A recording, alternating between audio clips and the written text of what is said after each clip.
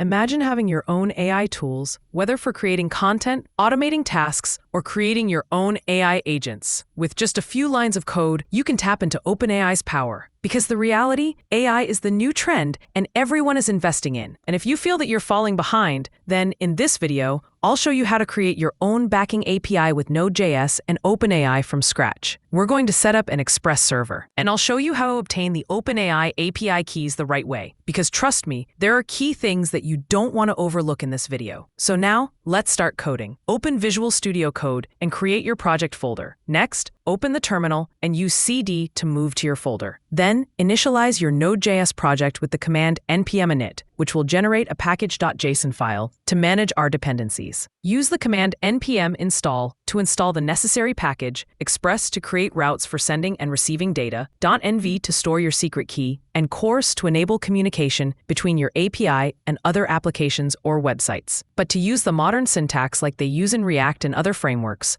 open the package.json file, and below the main property, add a new line, type module. Additionally, to run your server with the npm start command, go to the script section and add a start property with the value node.index.js. Now create a det.index.js file, and inside this file, we're going to start defining our backend code. We need to import the necessary dependencies. Import Express, the config function from the .env, and course, and then call the config function to load our environment variables from the .env file. But we need to create this file. So in your project folder, create a new file and name it .env, and add a new variable named port with the value 8080, and this value is commonly used as the default port for web applications. Let's head back to the index.js file and initialize Express into a variable named add. Then define another variable with the port value and enable course in your application using add the use. In simple word, the add the use tells Express to execute a function before processing the route. This is also known as the middleware. For example, we use the add the use Express JSON to tell the server to parse and process JSON data, but we need a route to test our server. Therefore, we're going to define a new route with the get method. You need to define a name for the route. I will name test. Handle the request and response, and this route will respond with a simple message. And finally, use add the listen to start the server and to indicate that the server is running. We're going to use a console log with a message. So to start the server, we just head back to the terminal and we're going to run the command npm start. But to test our new API backend, we can use the Thunder client extension that is in Visual Studio Code. And this tool allows you to simulate requests, the get, parse, put, and delete, and view the API responses. So to install the Thunder client, go to the extension panel in Visual Studio Code, search for Thunder client, and install it. Once installed, click in the lightning bolt and the icon in the sidebar to launch it. Click in the new request and call your test route to verify the server response. Now that we know that our server is working and we have a response, let's work in integration with the AI. And for that, you will need your access key from OpenAI API. You need to go to OpenAI documentation, log in, or create an account. Then you will be redirected to the documentation. Click on Dashboard, API keys, but before you can generate any key, you will need to verify a phone number. And you can set your key if it is for personal use or for a service account, like a backend or a SaaS service. And you can set the key for different access level or for read-only access.